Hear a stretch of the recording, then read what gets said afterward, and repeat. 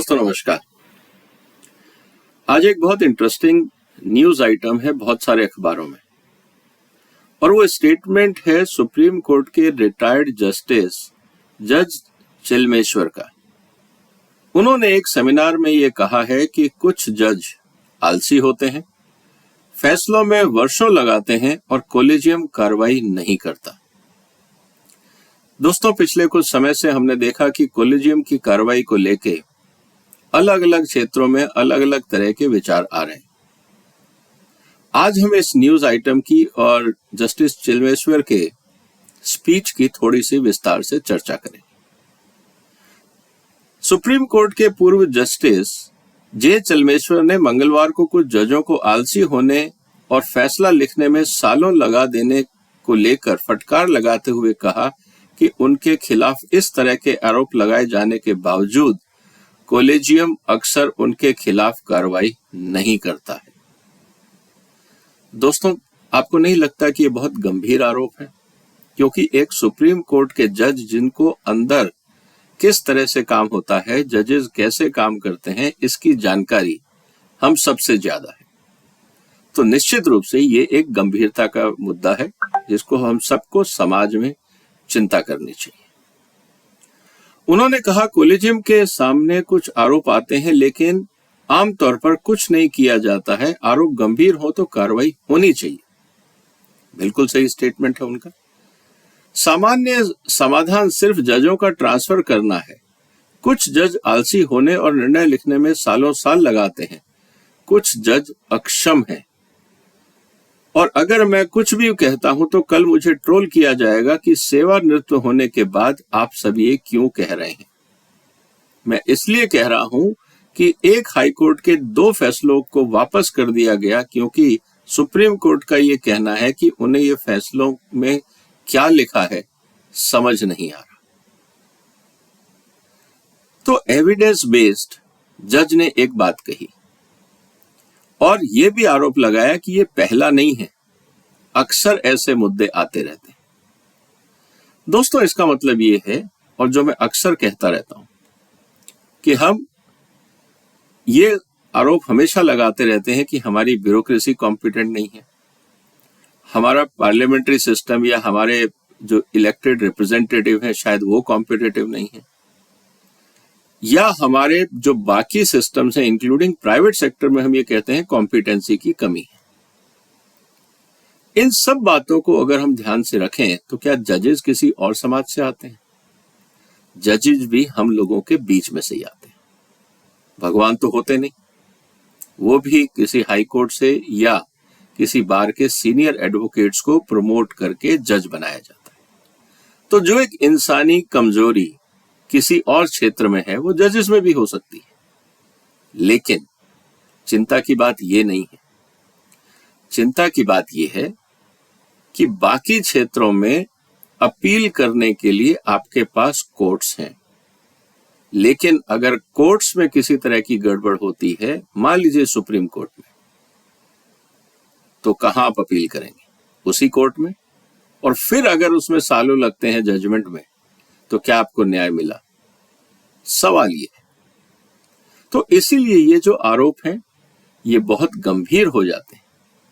साथ ही उन्होंने कहा कि अदालत के गलियारों में सालों से इंतजार कर रहे आम आदमी के बारे में कोई बात नहीं करता, और ये तो हम लोगों ने देखा ही, क्योंकि जिस तरह से वीवीआईपी के केसेस प्रायोरिटी पे घंटों में हियरिंग में आ जाते हैं, आम आदमी के केसेस का नंबर सालों तक नहीं आता।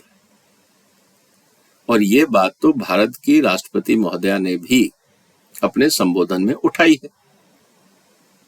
तो इसका मतलब ये है कि जिस तरह से हमारे यहाँ पे सुप्रीम कोर्ट काम कर रहे हैं, या हाई कोर्ट काम कर रहे हैं, या लोअर जुडिशरी काम कर रही है, या बाकी ट्रिब्यूनल्स काम कर रहे हैं, या कंज्यूमर कोर्ट्स काम कर रहे हैं, इन सब पे एक निगरानी का सिस्टम तो बनता है। अब सवाल यह है दोस्तों कि निगरानी करेगा कौन? आज की चर्चा का विषय यही है। अगर हम ये कहें पार्लियामेंट्री निगरानी करेगा, पार्लियामेंट्री सिस्टम, तो लोग कहेंगे नहीं, कन्फ्लिक्ट ऑफ इंटरेस्ट है, सेपरेशन ऑफ पावर हमारे कॉन्स्टिट्यूशन में कहा गया है, मेंबर ऑफ पार्लियामेंट जजेस की निगरानी नहीं कर सकते। ब्यूरोक्रेट्स निगरानी नहीं कर सकते, तो फिर कैसे होगी? दोस्तों, इसका भी रास्ता है, मुश्किल नहीं। आज इसकी चर्चा करते हैं। मेरे कुछ विचार हैं, मैं आपके सामने रख रहा हूं। देखिए दोस्तों, एक मैनेजमेंट में कहा जाता है, if you can not measure you can not manage. इसका मतलब यह है कि अगर आप किसी चीज को नाप नहीं सकते तो आप उसको मैनेज कैसे करें, क्योंकि आपको तो पता ही नहीं डिफेक्ट कहां है, तो कहां सुधार करना है। आपके पास तो कोई आंकड़ा नहीं, कोई जानकारी नहीं, तो सुधार कैसे होगा? सवाल यहां आ जाता है। इसका मतलब यह है कि जुडिशरी के अंदर भी एक ट्रांसपेरेंसी और अकाउंटेबिलिटी सिस्टम की जरूरत है। अब मुद्दा यह आता है कि इसको करेगा कौन? एक सुप्रीम कोर्ट के जज की अकाउंटेबिलिटी और उसके काम करने के तरीके के बारे में कौन निगरानी रखेगा? मुश्किल सवाल है, लेकिन आज की दुनिया में इसका ऑप्शन है। मेरा यह कहना है कि हमें टेक्नोलॉजी को यूज करना चाहिए। कारण बहुत सिंपल है। जब भी जजेस कोई केस लिस्ट होता है, उसकी सारी जानकारी उनके पास डिजिटल फॉर्मेट में आ जाती है। अगर मान लीजिए कोई केस है, आज उसकी हियरिंग है, उसकी सारी एंट्री जजेस के अकाउंट में, अभी तो लॉयर्स के अकाउंट में होता ही होता है, जजेस के अकाउंट में अगर क्रोनोलॉजिकली हो जाए कि आज केस अपीयरेंस के लिए आया, सामने से किस पार्टी ने आर्ग्यूमेंट किया, ये सारा डिजिटाइजेशन है। अगर किसी अपोजिट पार्टी ने या किसी प्लेंटिफ ने अगर एडजर्नमेंट मांगा या पास ओवर मांगा, उसकी रिकॉर्डिंग होनी चाहिए कि किस पार्टी ने, किस लॉयर ने पास ओवर मांगा, क्योंकि जब भी आप पास ओवर मांगते हो उसके वैलिड रीजन भी होते हैं, कभी कभी बहानेबाजी भी होती है। और जो लॉयर हैबिचुअल ऑफेंडर हैं वो एक्सपोज होने चाहिए। जैसा कि कहा जाता है कि इस तरह की लिस्ट आने वाले समय में जब आपके पास 6 महीने साल भर का डेटा आ जाए तो एक क्वार्टरली रिपोर्ट छपनी चाहिए कि किस केस में कितना टाइम लगा, उस केस में कितनी बार एडजर्नमेंट हुए, कितना टाइम लगा एविडेंसेस कलेक्ट होने में, कितना टाइम लगा जब पूरा आर्ग्यूमेंट्स कंक्लूड हुए, और जिस दिन आर्ग्यूमेंट्स कंक्लूड हुए उसके बाद जजमेंट आने में कितनी देर लगी। आपको कुछ करना नहीं है, आपको सिर्फ एक सॉफ्टवेयर बनाना है। जजेस उसमें जब सीट पे बैठेंगे वो सॉफ्टवेयर ऑपरेट होगा।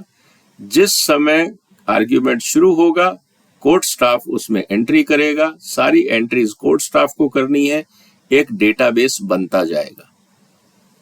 जब ये पूरा डेटाबेस बन जाएगा तो हर तरह की जानकारी टाइमलाइन के साथ, डेट के साथ सॉफ्टवेयर में रहेगी।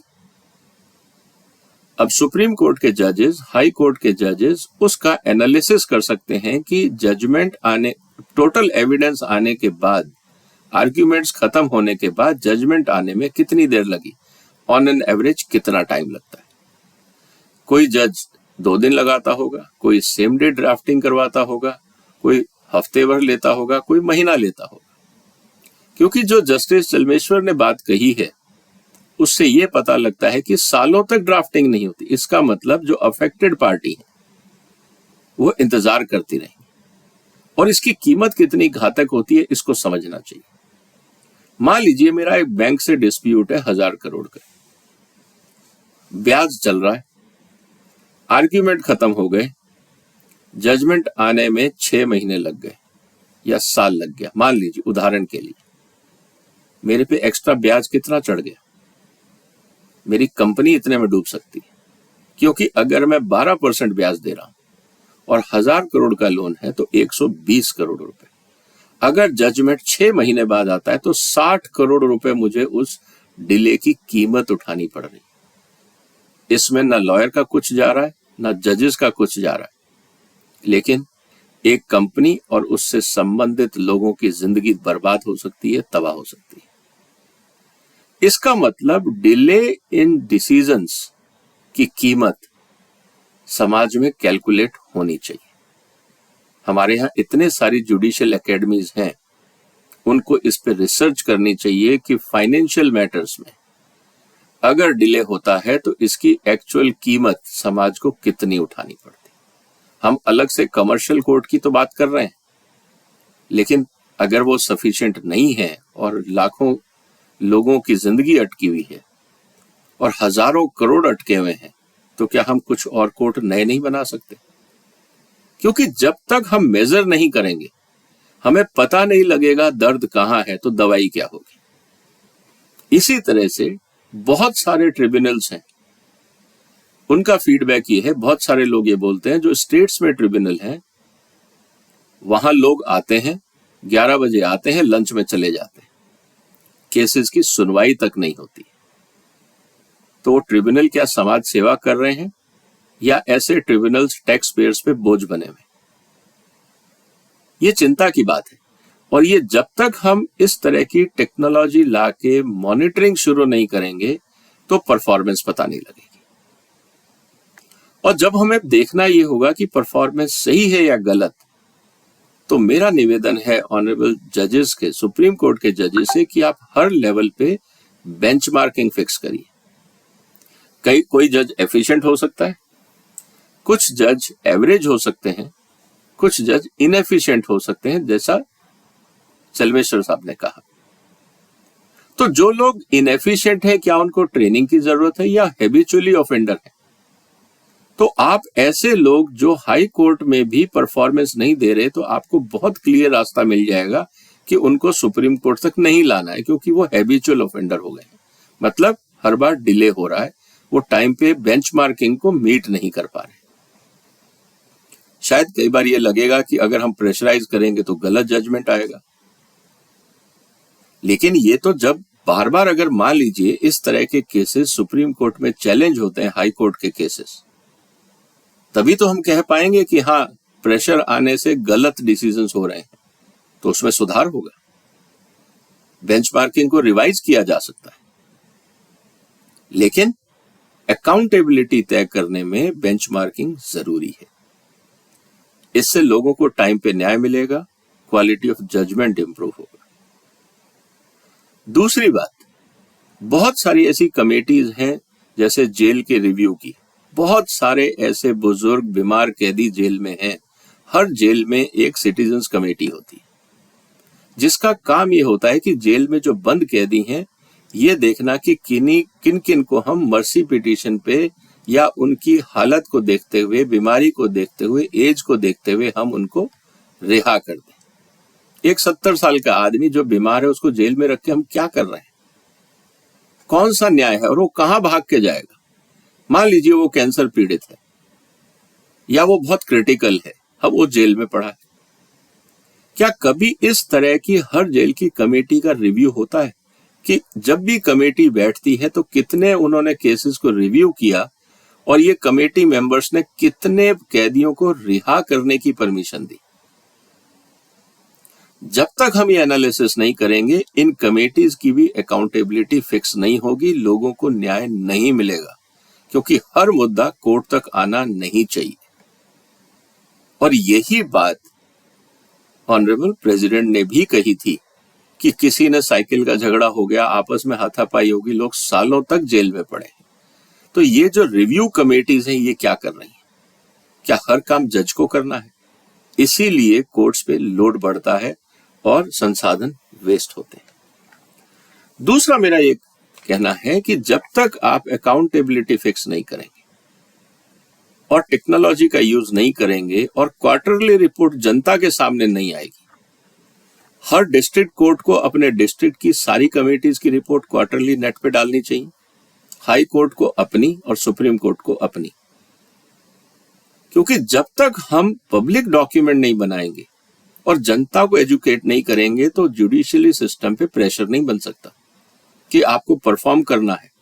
और अगर हम इस तरह की रिपोर्ट देते हैं और जुडिशरी कहती है बहुत ज्यादा डिले हो रहा है, तो जनता का प्रेशर आएगा सरकार पे कि आप संसाधन बढ़ाइए।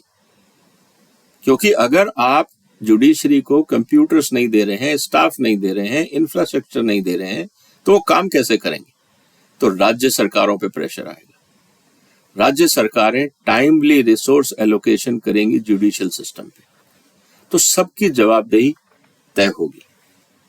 इसीलिए दोस्तों, आज के इस चर्चा पे मेरे को आपसे इसलिए बात करनी थी कि बहुत महत्वपूर्ण मुद्दा जस्टिस चलमेश्वर ने एक सेमिनार में उठाया।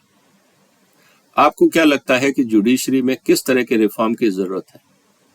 कैसे स्पीड अप सिस्टम किया जाए, खासकर आम आदमी को देखते हुए? आपके भी विचार हो। एक और रास्ता है जिसकी चर्चा मैं अगले दिनों करूंगा, आने वाले दिनों में, कि एक ग्लोबल सिस्टम क्या है जुडिशरी के कोड ऑफ कंडक्ट को लेकर, और क्या हमारे कोर्ट उसको अपना रहे हैं या नहीं अपना रहे। बड़ा इंटरेस्टिंग डिस्कशन होगा वो, कि भारत सरकार में ही वो गाइडलाइंस बनी और हम लोग क्यों नहीं अपना रहे, बाकी देश क्यों अपना रहे। बहुत मुद्दे हैं। जुडिशरी से हमारी डेमोक्रेसी का डायरेक्ट कोरिलेशन है। अगर जुडिशरी मजबूत नहीं होगी, एफिशिएंट नहीं होगी, डेमोक्रेसी का कोई मतलब नहीं है आम आदमी के लिए। जिसके पास पैसे हैं, जो बड़े वकील कर सकता है, वो जरूर न्यायालय का फायदा अपने फेवर में कर लेगा। आम आदमी कहां जाएगा? और यही बात प्रेसिडेंट ने कही, यही बात प्राइम मिनिस्टर ने कही, और यही बात रिटायर्ड जजेस और बहुत सारे सीनियर रेस्पेक्टेड लॉयर्स भी बोल के गए। लेकिन सुधार का इंतजार। आज की चर्चा पे आपका क्या कहना है? कमेंट बॉक्स में अपने विचार लिखिएगा। इस वीडियो को शेयर करिएगा और इस चैनल को सब्सक्राइब करिएगा। और बहुत महत्वपूर्ण मुद्दे में आपके साथ चर्चा करूंगा। फिलहाल आपने वक्त निकाला, आपका धन्यवाद। वंदे मातरम।